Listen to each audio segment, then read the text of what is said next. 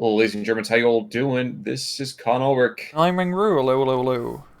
And guys, we are on Ciano today, again with an old friend and a new old friend. Rang, who do I have here? On the left-hand side, in blue, we have ourselves Crippling Depression, playing as the 3rd Fauchamiga Division, with a Vanguard income.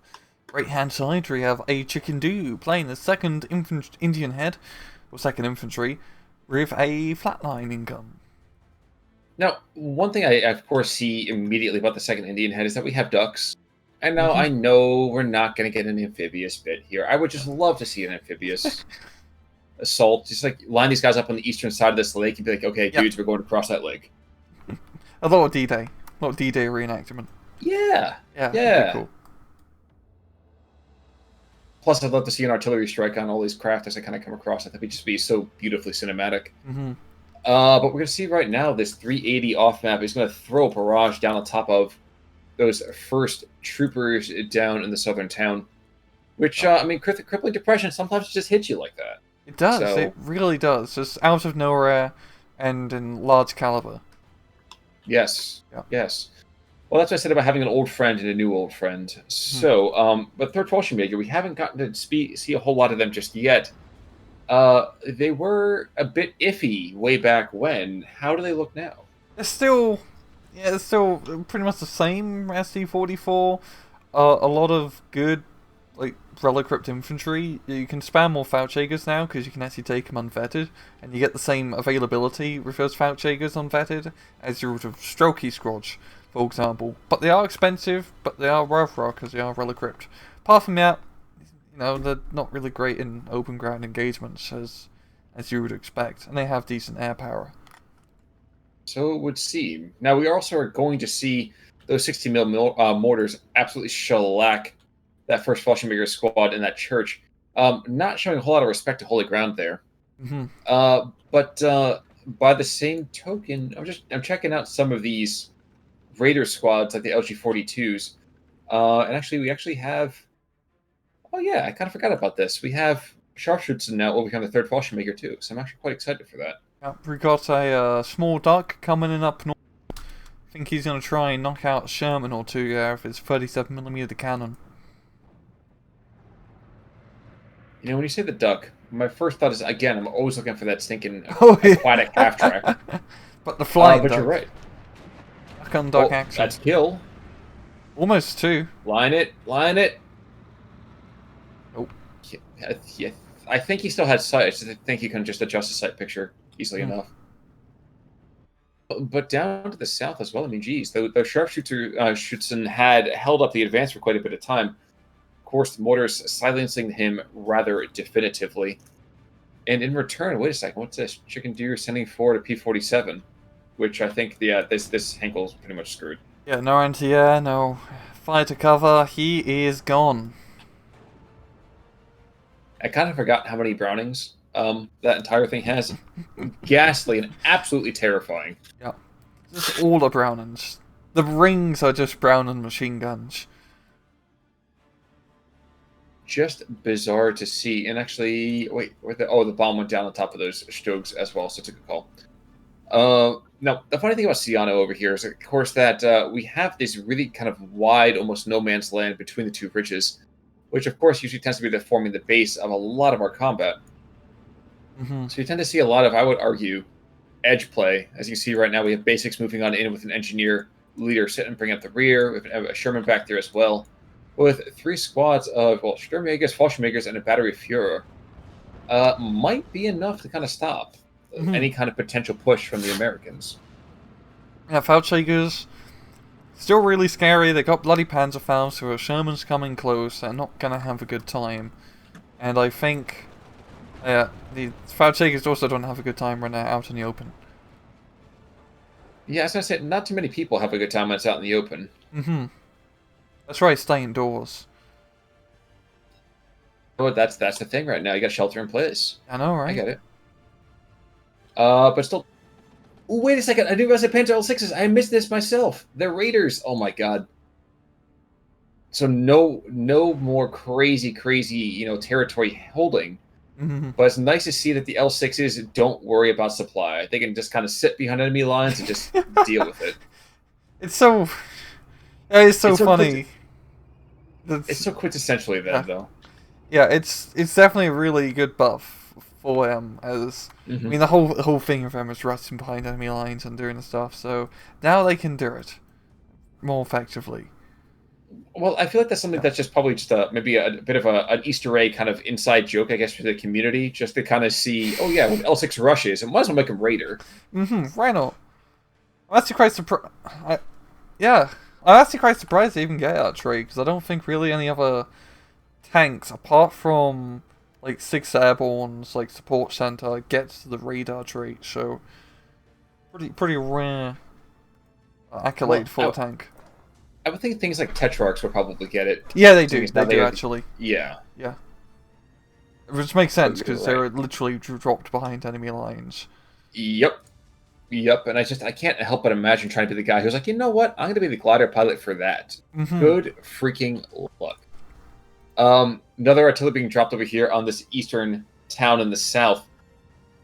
Token, the odd map artillery is being dropped on the Germans. So we Yep. have this unique push pull as both sides seek to just barrage their opponents into submission. Yep. And those 60 mm mortars are like devastating. I mean, you're seeing how fast they get off all those shots. That's like a lot of shots. Oh, they have a problem. I mean, they're going to AA about it, but the off map destroys 3 with 1 blow. This is like Mhm. Jack and the Beanstalk over here. Now, unfortunately, he also shuts down his own push as every single one of his squads. Ooh, and friendly fires are apparently quite still a thing in the German army. Yeah.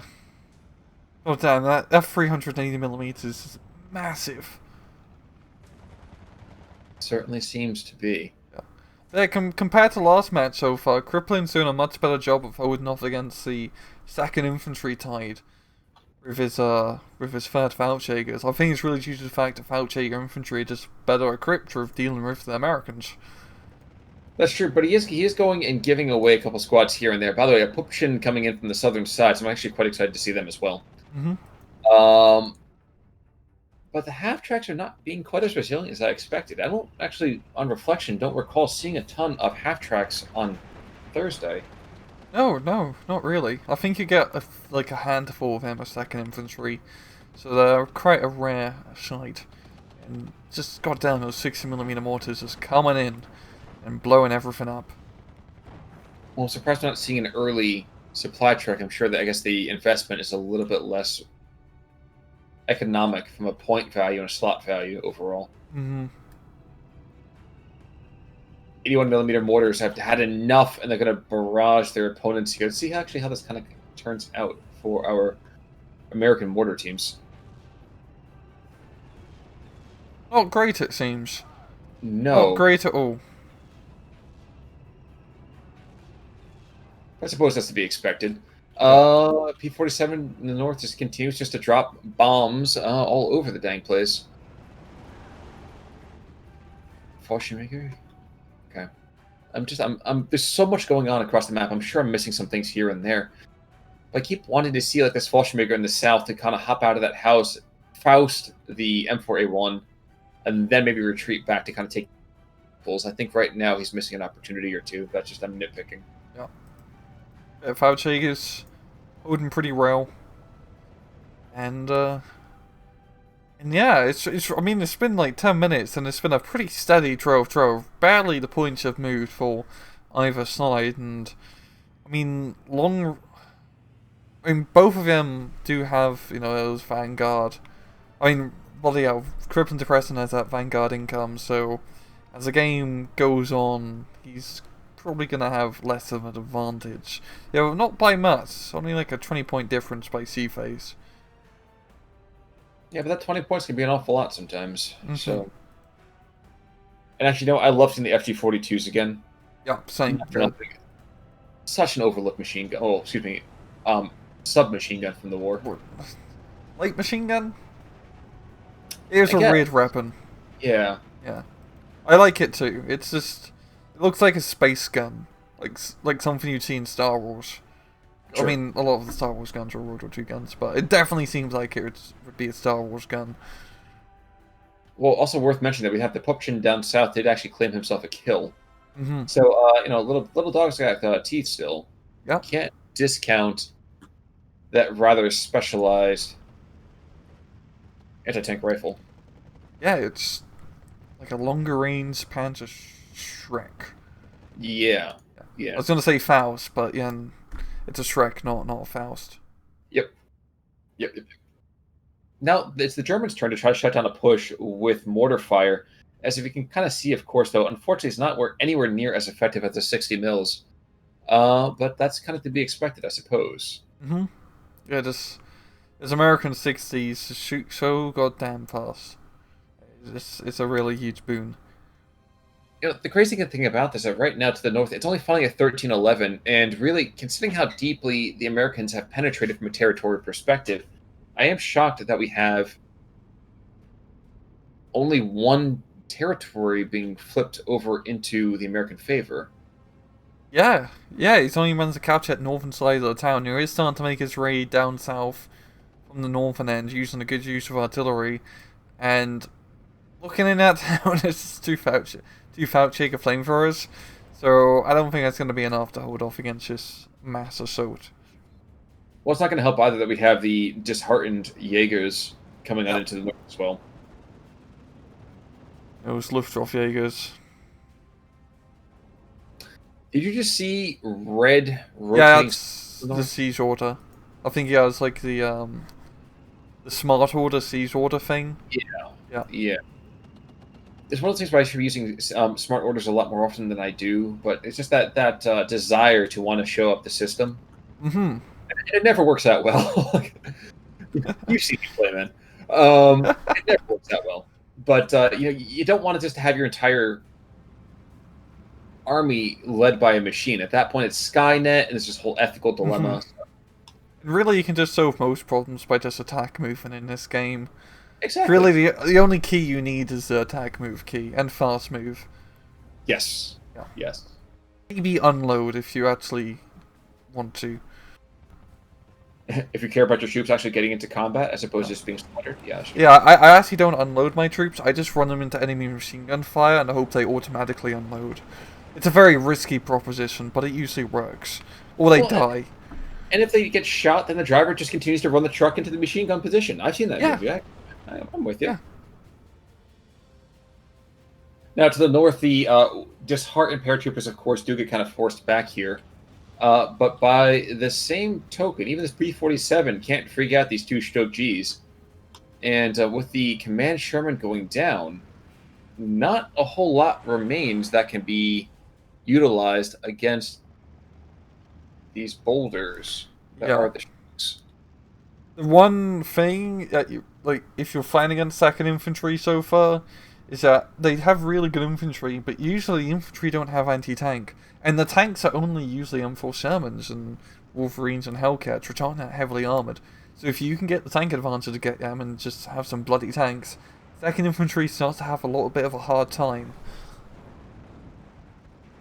Forgive me, I was actually watching down south. There was like a tennis match as a Stug and a Sherman literally are just shelling each other from a couple thousand meters.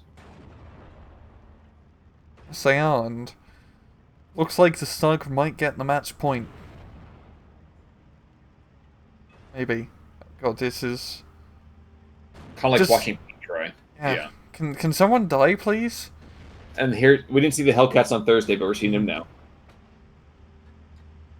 So I get the feeling we're probably going to see that Stug expire pretty quickly. Oh no, actually we're seeing Smoke Jet drop down. I like this usage actually. That's really nifty. I'm done playing review. Oh yeah, so it's an M4 Rhino. That's the improved armor. Oh yeah, okay, that's why. Yeah. Hellcats coming in. I mean, they're really fast, guys. 68 kilometers off road, 95 on the road. They zip around. They're really good for picking engagements. They're paper tigers for a reason. Ooh, shooter knocked out. That's probably going to be all she wrote. Yeah. insofar as the Shtug is concerned. Definitely don't take Hellcats into a town fight. They will get picked off by pretty much anything. Well, and Has don't slight leave AT. it open either. Actually, we just saw one of the Hellcats up to the north get taken on out Huh. rather succinctly, let's say, by a Shtug. And at Northern Stug. This is a 105 Sherman, too. Sweet. Yes, he has heat shells, so he does have a chance, but not much of a chance as he gets kaboomed. I have a soft spot, I think, for the 105 Sherman. It's just one of those things that's like the Stu 42 for the Germans. It's like that low velocity cell that you can see in midair, and you know whoever's going to be on a receiving end is going to get buggered up pretty hard. Mm-hmm. It's a nice feeling just watching that slow velocity cell come over. Well, it's like that mistake that you make when you're a kid, and you're just like that. You're starting to drop your food, and it's like a slice of pizza on it, and just that the world slows down just. That still happens. That still happens today. Yes, yes, it does. Yep. Oh my gosh, the Calliope. Oh, the xylophone. Xylophone. For some reason, whenever I see rockets, my first thought is always a Calliope. I think it's the company of heroes in me. Different instrument. Yes, Yeah. yes, but equally deadly. The Germans have named their tanks after cats, the Russians named their tanks after dictators, the Americans named their artillery after instruments. Beautiful. And for some reason, the Brits say, you know what, let's pick a prime minister, go with it. We need something that starts with a C. Comet, Challenger, Cruiser, we need more C's. We're sailing enough of them. Alright, so we're well into Phase B here, of course, and the Germans are pushing things back. The Fallschirmjäger Pioneers doing pretty well down south, but again, when you're fighting a single squad at basics, not too much to be freaked out about, I suppose. Rifles are made of much sterner stuff, and we're seeing it happen right now as disheartened troops walking point and getting pounded. Mm-hmm. Yeah, so far the 3rd Fallschirmjäger's done a really good job considering in holding against 2nd Infantry down south. I mean, up north things are a little bit different. As, I think the real good use of armoured plate artillery is just keeping the infantry from being all that effective, but they're stuck on the far northern hill has just been an absolute champ. Yep, that's certainly true. Picking off one tank after another, but as a lone gunman, he can't win the entire battle. Yeah, well, there's 76 mil, and I think we're going to see a dead stroke pretty quick. Oh yeah. But his clock has not been punched just yet, so. But another set of squad. Yep, more Fallschirmjägers being brought into the north, down south, of course, another Flammenwerfer. So, oh wow, I didn't even see this massive thrust into the center. Yeah, it's just some Luftwaffejägers deciding to take an initiative, and that's a really good push card. That's something you never really see, people pushing like slap bang through the center on this map. But it pays off, and on that town, that's a great defensible position. Certainly true. So I'm watching a Rhino and the Sherman try to engage this stroke to the north, and the Rhino does finally take it out. I think it's probably just HP damage here. Yeah, probably. Not enough to close the deal, I guess. Mm-hmm. I'm actually surprised you haven't seen more air power from 3rd Fallschirmjäger. I mean, you've seen that one Heinkel early on, and that was really it. I think I kind of understand why there's that hesitancy. I mean, for a fact that the P-47s have you desperately outgunned. Yeah. In the air. Yeah. And if they get behind you, you're just dead.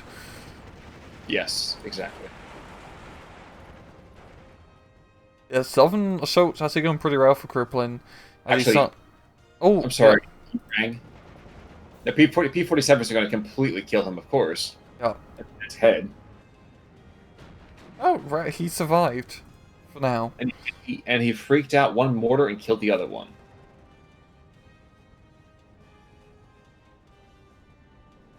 Ordnance has been dropped, and at least one... Wow.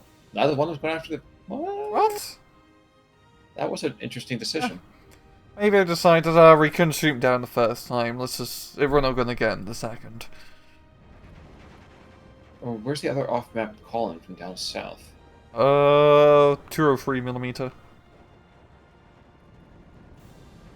Am I blind? I'm blind. It's a little bit northeast of the off-map artillery cordon. Absolutely South of the stupid. Hellcatch, yeah. Here's the reason I was having an issue with it. I was like, I feel like this should be crippling artillery. Why is he dropping artillery in his own troops? Folks, it's late when we're doing this right now. I'm starting to shut down. But 1410 Crippling Depression has definitely down Chicken Dew's spirits. Yeah. It's the question if he can hold on. Yeah, I mean, he's currently shut down behind enemy lines right now. I mean, unfortunately, he doesn't actually have proper Fauchegers yet, because in that case, they wouldn't really care being behind enemy lines. I think if Crippling can just, retake a little bit of territory up north, get a little bit into that northern flag, it would really consolidate his position. I mean, on the far northern side, he's got Fauchegers on the other side of the hill, and he could definitely cause some havoc. Well, and that's not the question, isn't it? I think that to a certain degree, they didn't quite know these guys were here. But regrettably, despite the fact that most Fallschirmjägers would be delighted to be behind enemy lines, these guys, not quite so much. Hey, it's our first Gabby site on FSD2. Ooh, hey, I wasn't even paying attention to that. I was focused on Best the... bloody airplane of all time. The best pilot, Mr. Gabby. The unkillable, the unstoppable. And the soon to kill another target. If he can maybe get a line of sight. A shot. The Henkel is just too slow for him. It's quite surprising how fast that P-47 is. It's 670 kilometers an hour. I mean, that thing can move. I was trying to figure out the conversion there for a moment, but that's not as important. It's the head-to-head fuel tank leaking. Is Gabby less durable than he used to be? Seems so. He doesn't seem as cool as he was on SD44. This Messerschmitt is completely shooting his shit down. Holy moly. Well, there goes my hopes and dreams. Well, he has something like 47 combat victories, so he had to be dead sometime. Mm-hmm. Watching to the north as his Henkel lined up for half a second on that Rhino, but anti-aircraft gun says Rhinos are endangered and kind of shoos him away. Yeah, the Flak 36, yeah. Yeah. Things back down to a trove. I mean, Kriplin's managed to do a good job of retaking that northern town bit, but he's lost a little bit of momentum down south, though he still has a decent defensive position there. It just feels very, disparate from both sides and their deployments. Just looking on the map, it's just units are kind of everywhere, but not really concentrated in a single spot. I think there's a certain je ne sais quoi to the kind of like you called it the desperation deployments. Mm-hmm. I kind of find it almost more engaging when it's less orderly. Yes. I totally agree. It's much more fun seeing ragtag groups just kind of fight against each other. That's one thing that you and I've talked about with this game that wasn't always expressed in SD44. SD44, everything was super valuable. You had to really, really concern yourself with how efficient with your troops. And here it was a battalion of infantry, several guns, and a couple of tanks. I should be able to push through. Mm-hmm. You definitely you need a lot more troops in this game to really do anything. I mean, I've known a lot of people have been talking about how it does feel a bit spammy, and I think that's a pretty fair assumption to make. I mean, really, with infantry in general, you don't usually take invetted for most time because you just kind of need numbers. Yep. It's not about the veteran shield of quality, it's all about quantity. When we see this 410 over here get taken on out, yep, there we go. P-42 grabs an easy kill. As demo groups come in, and now we haven't seen a demo group just yet, and as the 203 just absolutely blows apart that southern town, can we see more kabooms from this demos? I think so. An SMG squad. I don't know, is that so grouped or We'll see once they unload. I get them mixed up with the other American close range squad. Mm-hmm. But they definitely have demolition charges, that's for sure. I'm Well, 100% certain. if you didn't have a demolition charge, you kind of have to ask the question, why would they be called a demo group? So That's a good point. I was trying to think something else that demo could mean, like a game demo, but... No, they have flamethrowers instead. Never mind, they don't even have satchel charges. But flamethrowers kind of better. yes, well, they have flamethrowers, they have anti-tank, and they have a lot. So demo group coming on in again, like you see right here, we have what, 7, 8? This Garand's 9 Garands. Yeah. So Yeah, the assault group, which is the other CQC group, is like 8 SMGs and then demolition charges, so a little bit different. indeed. 81 millimeters are trying desperately to shut this down. They probably should be able to do a decent job of it, but there's going to be a couple of squads getting outside of their artillery fire. Which means that Chicken Dew might, for the first time today, take a considerable lead. Especially as the P-47 comes in to wipe out at least one of these mortar positions for the skip bomb. Yep. Mm-hmm.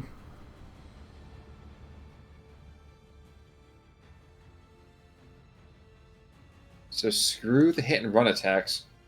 It looks like Indian Head is finally on the warpath. Yeah, really, just pushing in pretty hard now, right through the southern central position. Down south, they have been slowed down by a 210mm off map, but they're still pushing. They're still pushing, and it's a pretty even Steven still. We're 26 minutes into the match, and I have no idea who's gonna win just by looking at it right now. That's true, but as we see a couple Hellcats racing in underneath what this barrage is going to be doing, we're actually also seeing a Crocodile being brought into the north central position. As we kind of know from our own God Vision, this is probably going to be more to utilize to, I would say, aggress on that northern town and clear that once and for all. Yeah, I think that's probably gonna be the best bet. Yeah. And I don't see that changing anytime soon. I don't see that. I don't know. I don't see any anti-tank getting there quick enough to pressure it back. Mm-hmm. I got Heinkel coming in. The B3 this time, the 75mm, so you could get some easy kills, but the off-map artillery is pretty much doing most of the work, and oh god. This P-47 just come on in, just immediately. Holy crap, they are really quite scary. The ME-109 does get a kill of his own, so... The Luftwaffe Jaegers finally get caught out. At least one squad of them does, and or does okay. I thought that was going to be much it's falling back towards enemy lines. On all or in the back line. Yes. Yeah. No, it's falling back the other way. He's just a little bit confused. Well, since he hasn't seen another German in so long, I can kind of understand why. But this Crocodile, I kind of want to watch this Crocodile do something, but I don't suspect we'll see it really be engaging for another minute or so yet. Mm-hmm.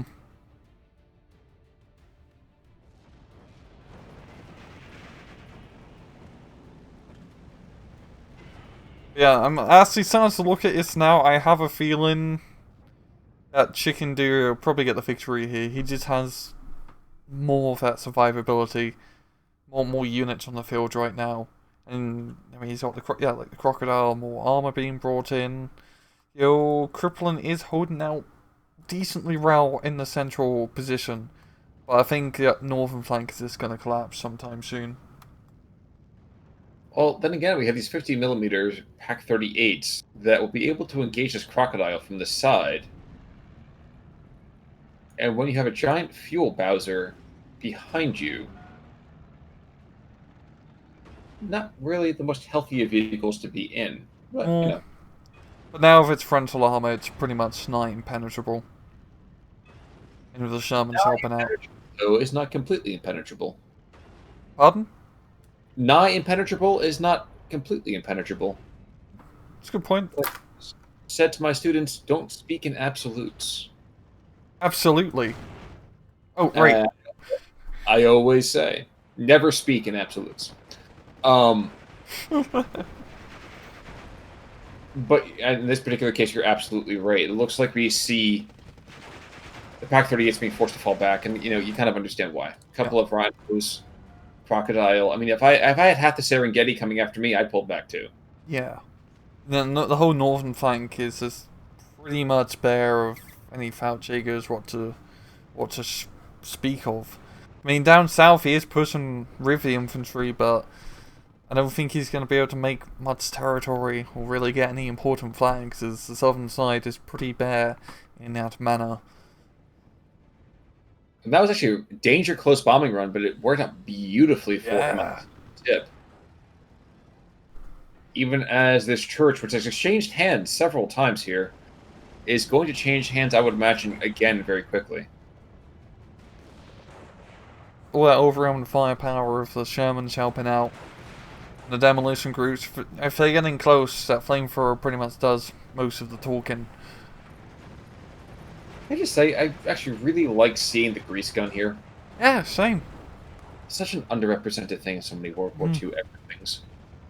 Yeah, it's always Thompson's, but yes, the grease gun was short a lot of service once it was introduced because it was much cheaper to produce.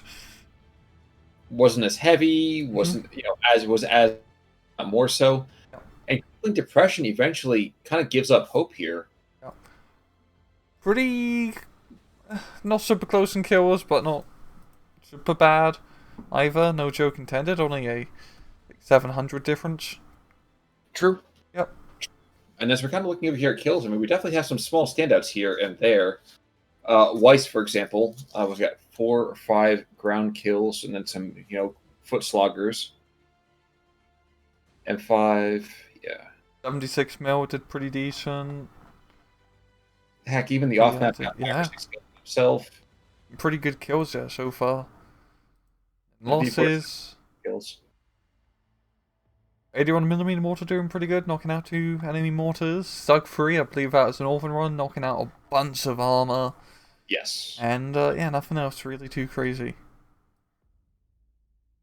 And Francis Gabreski getting killed by Fritz, ironically. I'm sure if you ask any Britisher, he would tell you that Fritz has gotten a lot of people in his time, but in this case... But folks, I believe that's going to do it for coverage this week of SD2. If you're looking for something a little bit different, I know Rang actually put out a video of a new game coming out soon called Regiments that they had released a demo. So think of SD, but in a more confined, much more, I would say, collected sense. You want to check that out. Actually, it's pretty interesting. It's definitely worth a watch. But Rang, anything else about Steel Division this week? Nothing this week, but next week is we're also going to start doing the coverage of the next Steel Division League Season 3, so you can be looking forward to that. Indeed. But alright, folks, in that case then, until next time, I'm Con Ulrich. I'm Rangru, take it easy.